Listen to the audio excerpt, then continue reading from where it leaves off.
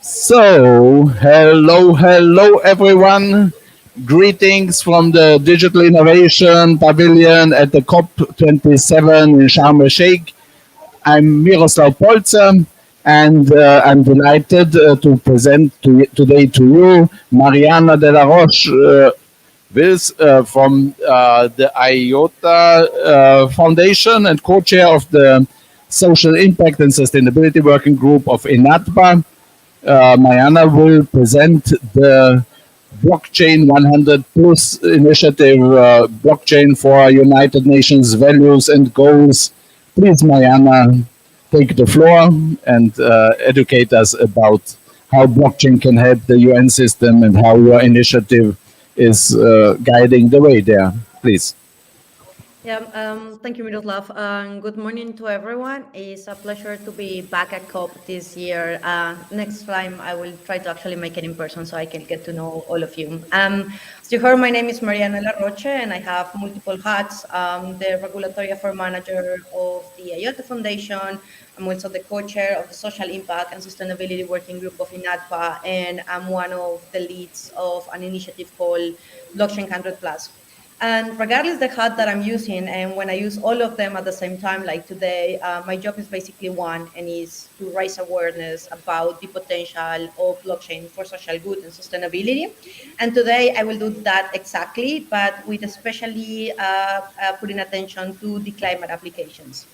So that said, there are a couple of things that I want to discuss with you. So the first one is that I want to tell you a little bit about why blockchain is important and how it can contribute to climate applications.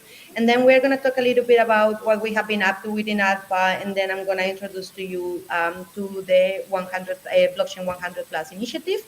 And then also I'm going to tell you how you can get involved and contribute to this initiative.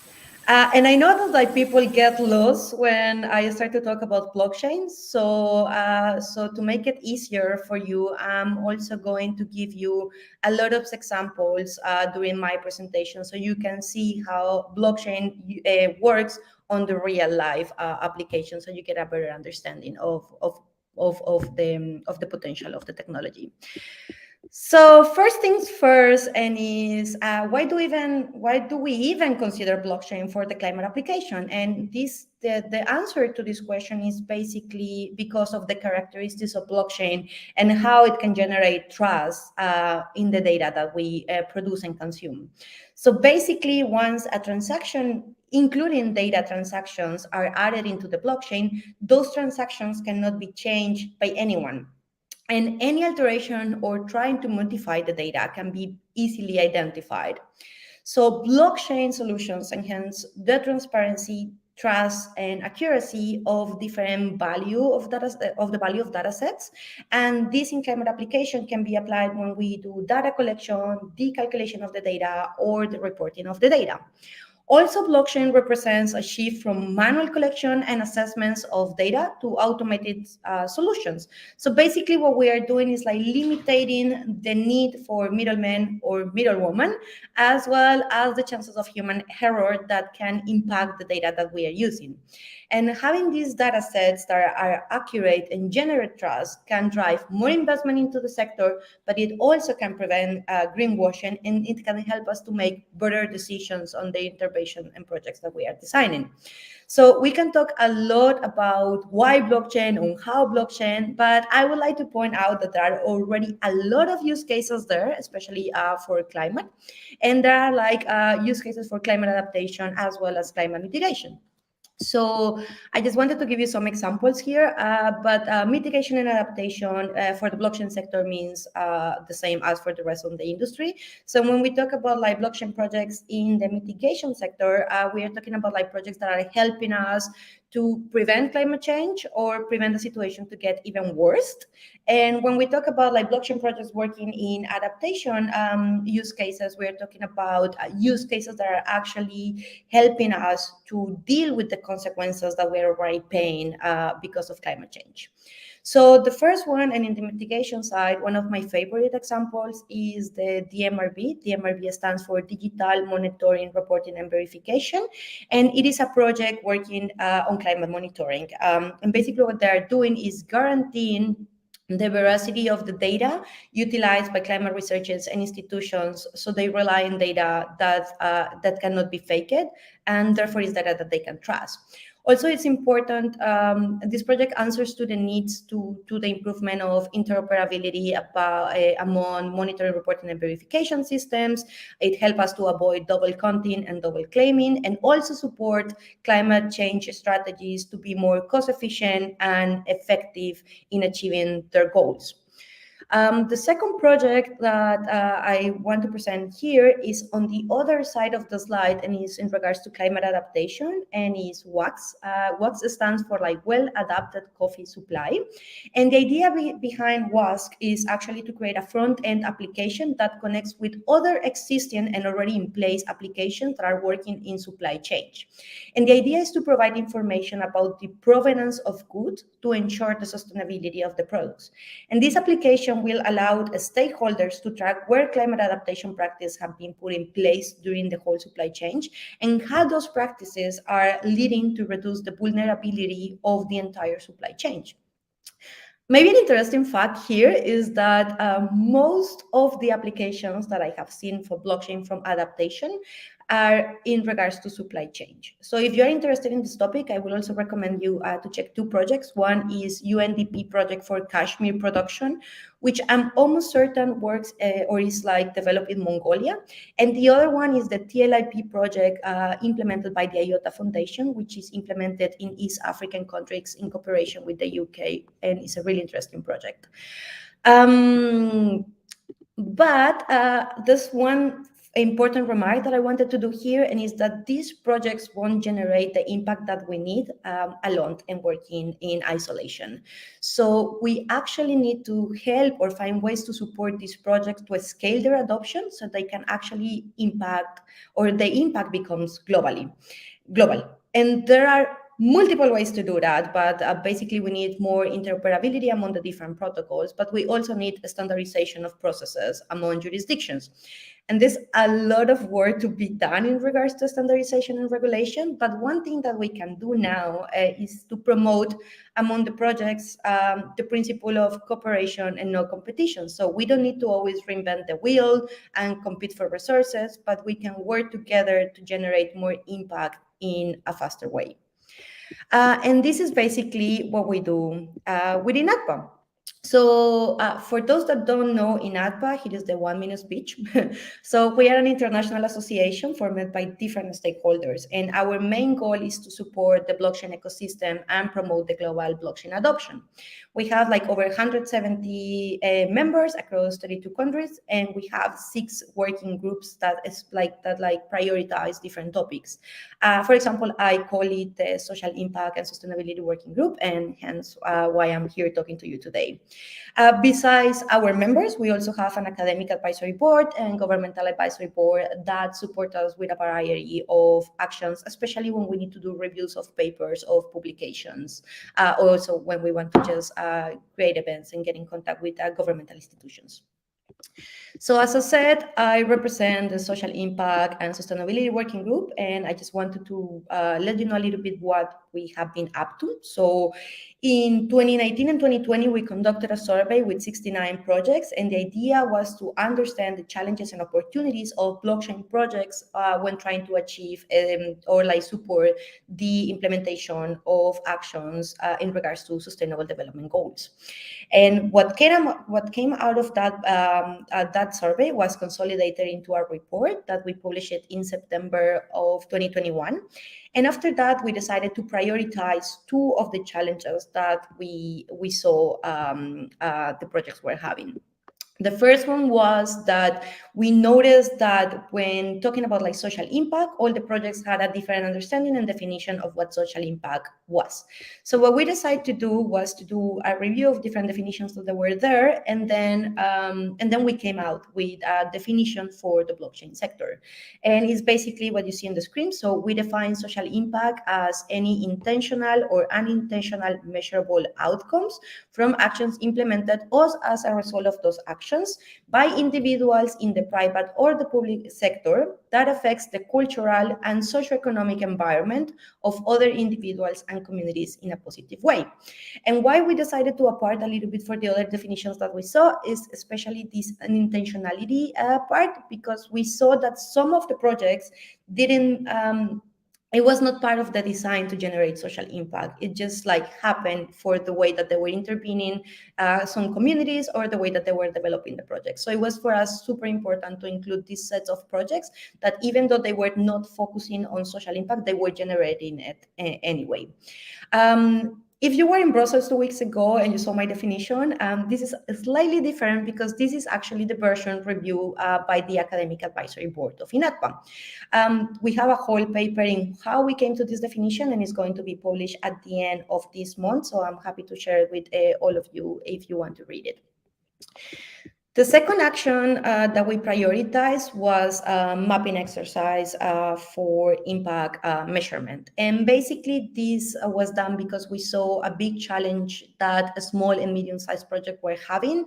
Basically because, of course, we have the ISO standards and the IRIS standards, but these standards are not easy to follow, especially for small projects that have limited capacity or limited resources. So they don't have the budget or the resources to bring external consultants to do the impact measurement and impact assessment for them, and they also don't have the resources to hire people that is specialized on these topics that can integrate these practices into the normal operation of the projects. However, once the projects are scaled and there are like different requirements, but among them is like 250 employees, they will need to comply with environmental standards and then there's a big jump on like not doing anything to actually comply with these standards. So what we wanted to provide was an easy way for them to start incorporating a series of steps into the operations that you don't need to have any knowledge in impact assessment to be able to implement these steps. So you make it part of the habit and the regular operations of the project to pay attention to these steps that will later on help you to showcase your impact. And especially for small projects, this is really important because showcasing impact would also allow them to approach a different set of stakeholders that can be interested in impact and impact assessments, and then they can invest or donate into the project so they can actually scale. This model was also reviewed by the Academic Advisory Board. There is also a whole paper behind on which models we review and how we came or selected the steps that are incorporated, and also why we broke it down in 4 phases. And it's going to be published at the beginning of December. So also happy to share. But the other thing that I wanted to mention is the Blockchain 100 Plus initiative, which was started by the EPE think tank and INATBA and IOTA both joining the initiative in September this year. So we are kind of newbie here. But basically this initiative is trying to contribute to the UN Charter values by mapping the blockchain for good ecosystem worldwide and organizing a series of regional consultations to understand the blockchain priorities and the different regions and how blockchain can actually contribute to the achievement of the 2030 agenda and the SDGs on time. And I will talk a little bit more about the initiative and the activities, but like first I will just like to point out that this is not a one person show. So this is actually a collective effort. And all the organizations that you see on the slide are taking part of the leading team that is implementing this initiative. As you can see, Climate Change Coalition is one of them, and that's why Miroslav kindly invited me to talk to you today a little bit about the potential of blockchain for social good.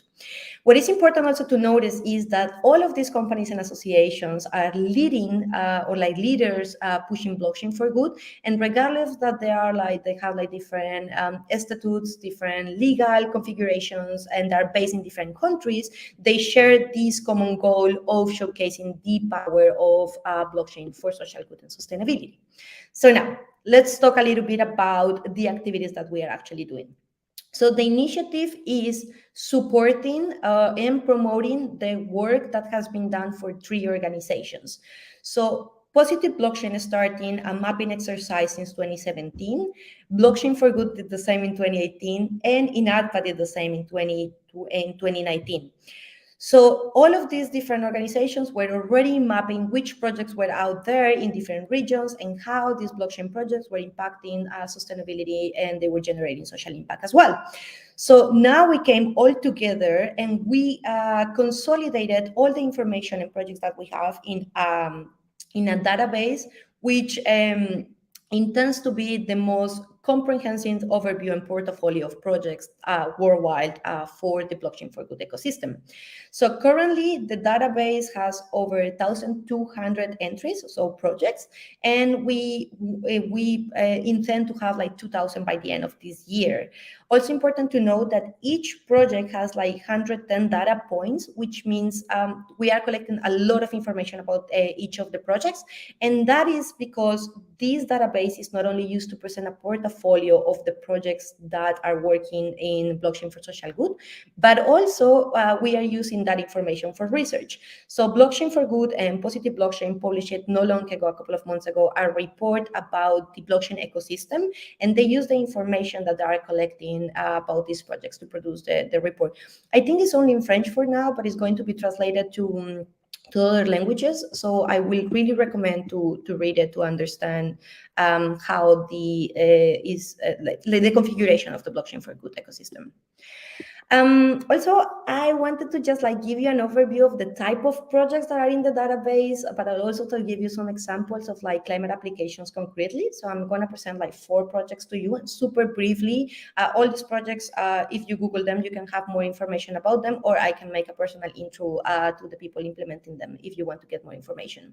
So the first one is the SCALA program. SCALA is the short for scaling up climate ambitions on land use and agriculture. And it's a project implemented by like 3 organizations: the UNDP, UN Food and Agriculture Office, and the International Climate Initiative. And this is a climate adaptation project that aims to deal with the impact of climate change in the agriculture sector in 12 countries. So it's a really ambitious project, and it's implemented in 3 regions: Africa, Asia, and Latin America.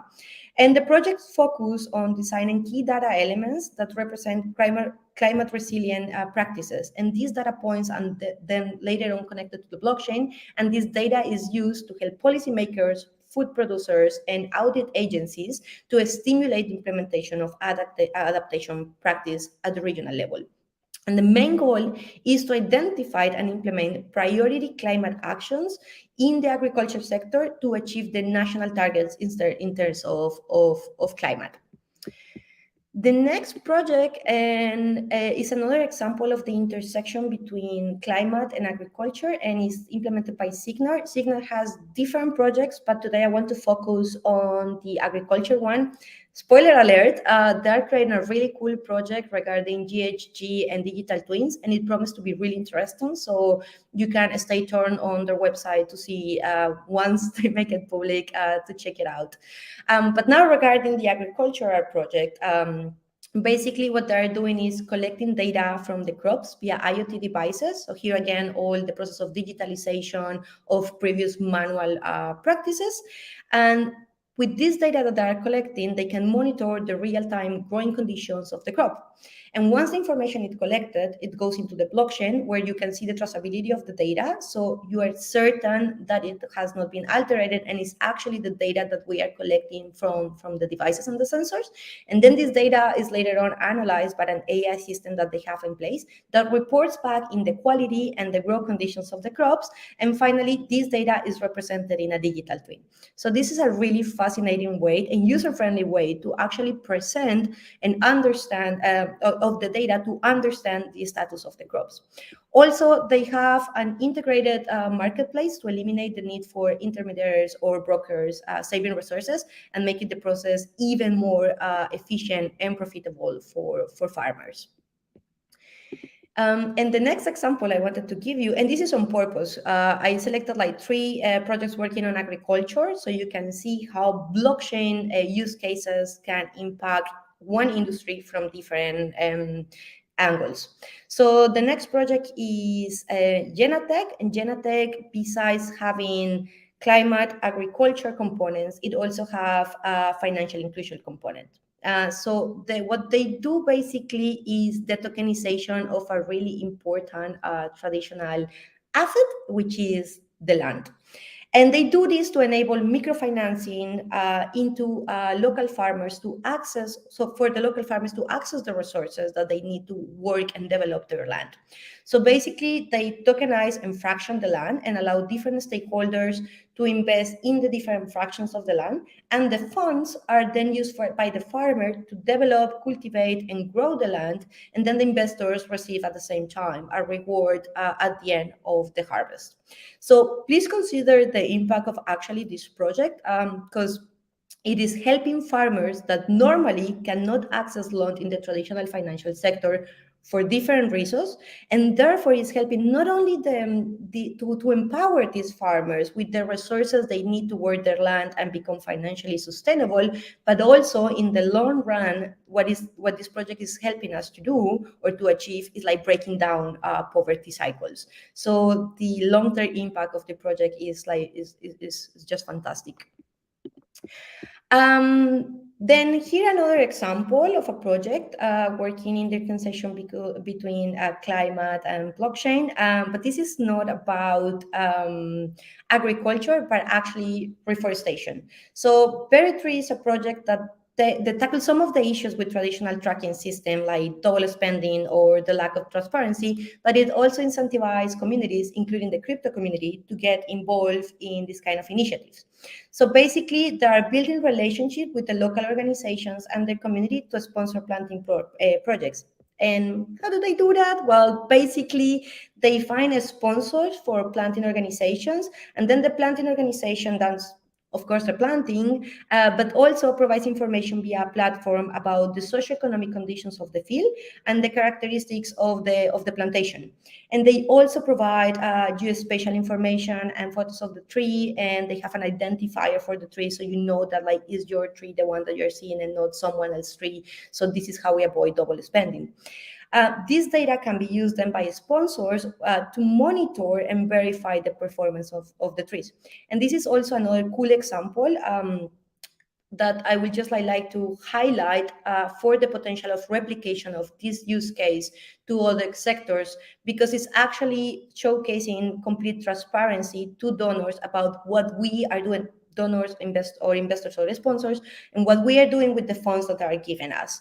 And if we can replicate this to other projects and other areas, we can actually incentivize donations into the particular use case that we are implementing. And now, because we're talking about donations, I wanted to give you a bonus project.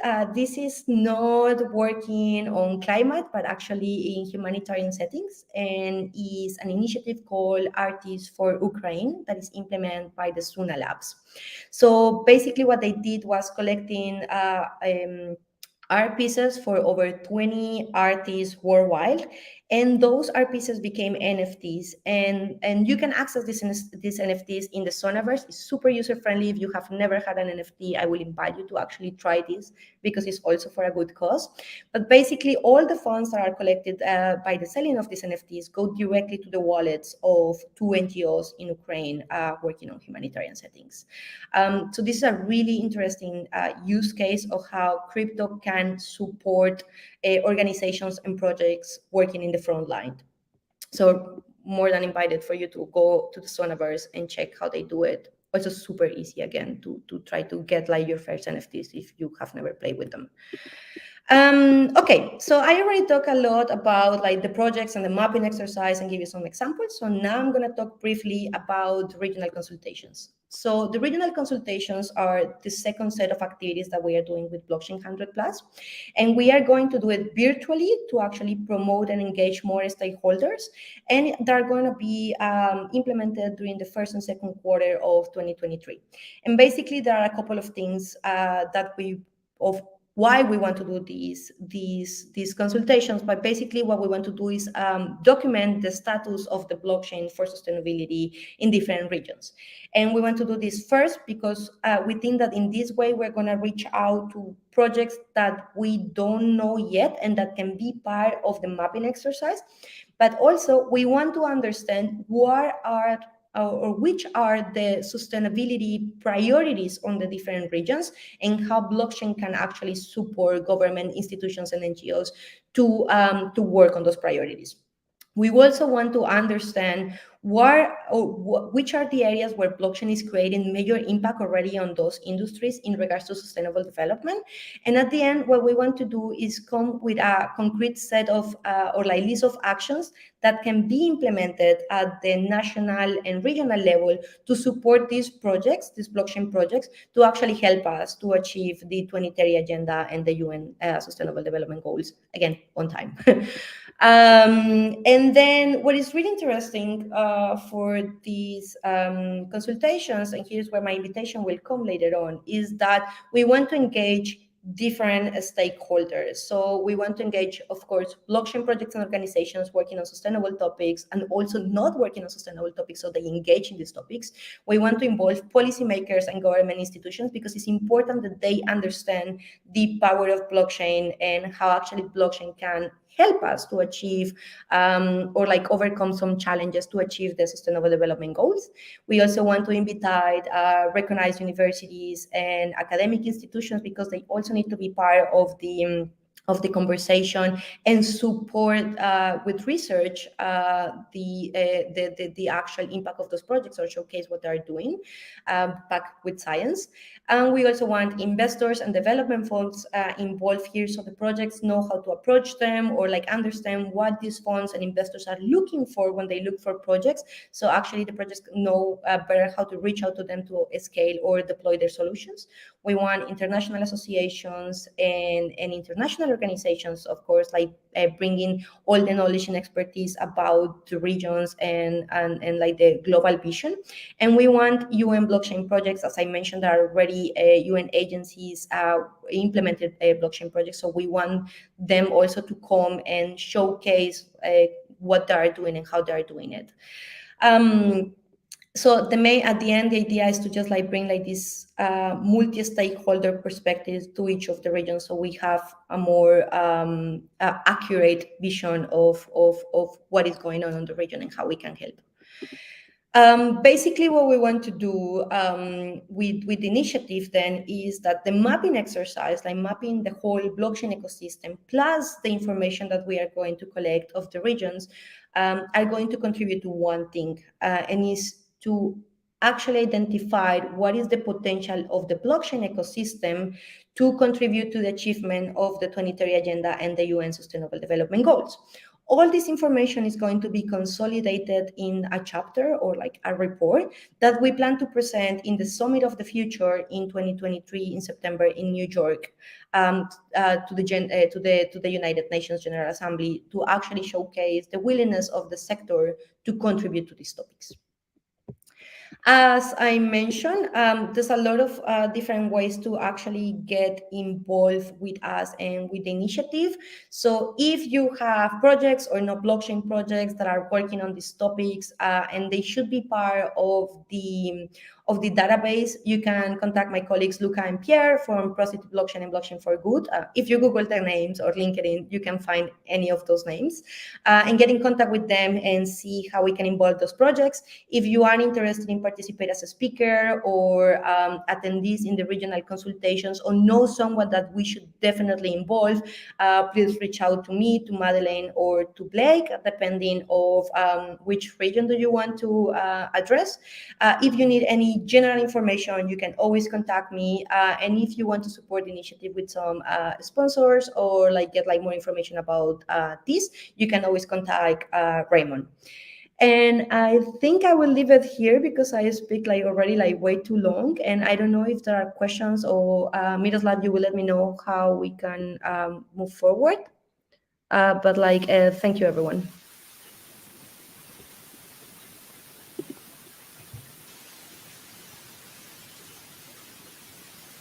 I don't hear you.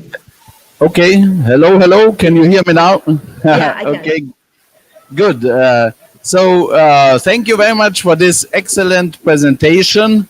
It's really a great initiative, very impressive. And we have here now a little bit of a challenge with the camera. Okay, it has switched off, so just a second.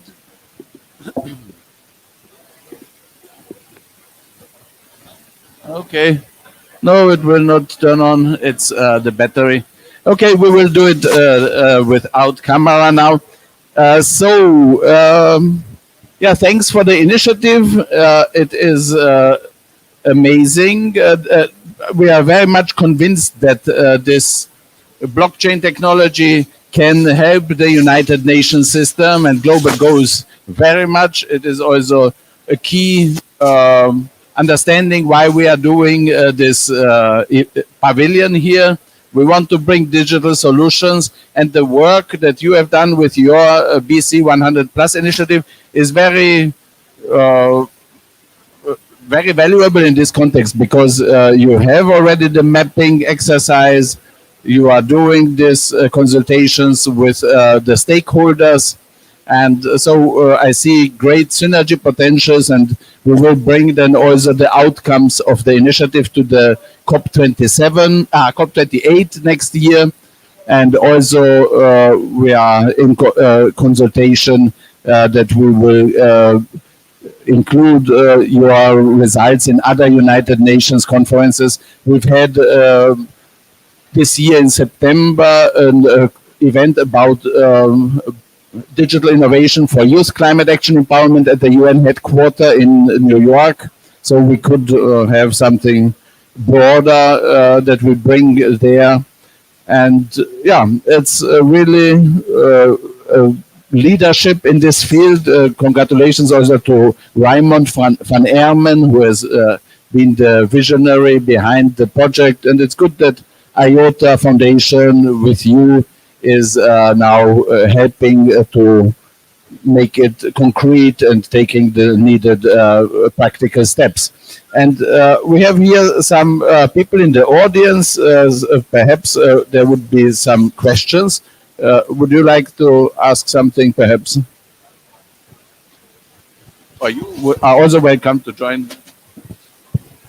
Hello. Hey, Mariana. My name is Sherwood Moore.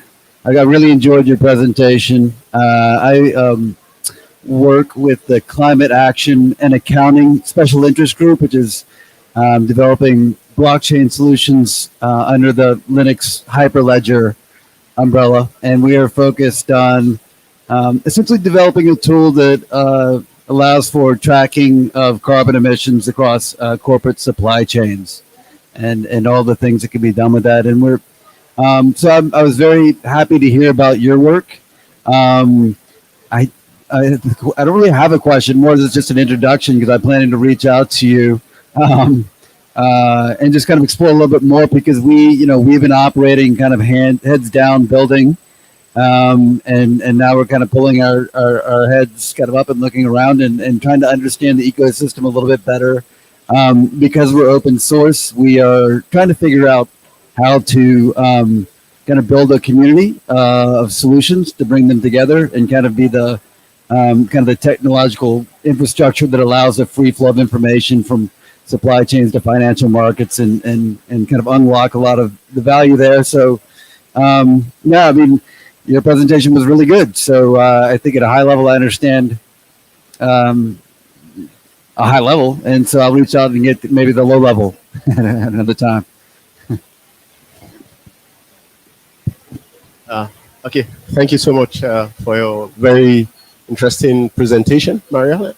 I am Ibrahim Mahmoud from Nigeria. I just have a couple of questions because do you have any collaborator in Nigeria around this topic? I'm sure there are projects there. Like I don't have like anyone on the top of my head. Like I actually mentioned one, but it's actually like more like East Africa, which is the TLIP, which is actually like working with supply chain for the trading of fish and flowers between East African countries and the UK. And it's really interesting project because it's actually like avoiding like all the hassles with like paper trade and making the market more competitive for like in terms of like competitiveness with the European sector. So so actually you can just like if you want we can share more information on that. Otherwise you can just like go to blockchain for good, the website, and then you will see like the database of projects. Like this is a public database, it's open source database. You can just like simply go there and then just like check which projects are actually like implementing use cases in Nigeria, and then the information is there. Okay, so what I am looking at, it's moving forward if there are going to be kind of opportunities. So now, the opportunities that I am looking at to like further create or co-create around this topic is I work with a regulatory agency that is looking at an oil and gas pollution. So you have gas flare, you have CO2 emission tracking, you have methane emission tracking. Now, there is discrepancies around how measurement, verification, reporting and verification is done, because there are multiple agencies that are involved. So we are looking at developing a system that will come up with a digital approach to see that operators in the oil and gas sector actually have a standard reporting system, and as a government agency we can actually monitor and measure based on our own tools. So there is a need to connect the financial aspect, because there is penalties and fines, and this is really very hard to track. So I'm looking at how in the framework we have, how blockchain can be included such that we can actually know what operators, when operators report, and a kind of system that will be able to link both the payment of fines and the kind of reporting that they do, such that the needed transparency around reporting or self-reporting that they do, we have a link that gives the regulator at least a sense of a sense of following what the operators are disclosing in terms of the emission records that we like to keep track of. I don't know if you have anything to say, so I'm open to collaboration around this. When you were talking about, like, I just like have like a couple of people in the back of my head that like I should really introduce to you. Like, again, I'm not a technical person. I'm a lawyer. My background is in law, so I cannot go over the technicalities of the project. But definitely, there's like, do you remember when I was like talking about like the DMRB? The DMRB is a project that actually is like doing something similar. They don't have the incentive part, but like, of course, like the idea is like that you don't just like take one project and replicate exactly in the other places, but you use what is already built and then like build on top of that and generate the other usabilities that you will need. So if you want, I share my email in the last slide. Like, I don't know how to go back there, but like, please send me an email and I can connect you to Matthew Jagger, which is the person that is actually implementing the DMRB project, which is actually working on cooperation with Climate Change Coalition, with Tom Baumann.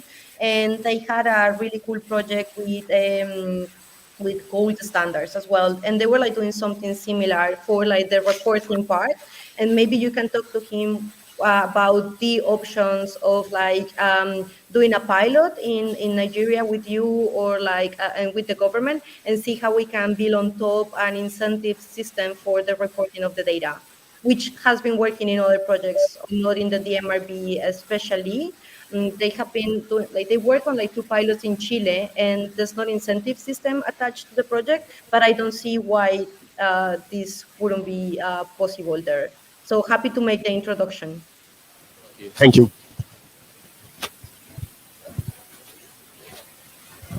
Are there any further questions? No? Mariana, any concluding remarks? Okay, let me come here. Okay. No, well, thank you very much for the invitation. I guess that the idea at the end is showcasing the power of blockchain and the different use cases that we have. Again, I only just like mentioned 4 projects in climate, 1 in humanitarian settings, but we have like over like the idea is to have like 2,000 projects on that database by the end of the year. So the variety of the ecosystem is huge and their potential as well. So I will just like invite to explore more in this area. And of course, just like reach out for partnerships. Like I think I really believe in the power of like working together and the collective impact. And I think that that's what we are up to with INATBA, with the different associations and partners that we have, with the Blockchain 100 Plus initiative, like bringing together different initiatives. And with IOTA, we do it the same, but like with our community. So the power of collaboration is huge. So I will just invite everyone to just like be more open to that. And of course, like my data is there, like my contact data is there, like, or like with my name, you can find me on LinkedIn. If you need anything or want to participate or need an introduction, I'm always happy to make the bridge. Wonderful. Thank you very much for the great work that you are doing. And I'm sure we will have many more opportunities to collaborate, as this is a very important area for the world. To master the climate crisis, blockchain potentials have to be harnessed, and your project is really a flagship initiative in this field. Wishing you much success and looking forward to fruitful cooperation. Great. Thank you for inviting me. Maybe next year I will see you there. Bye.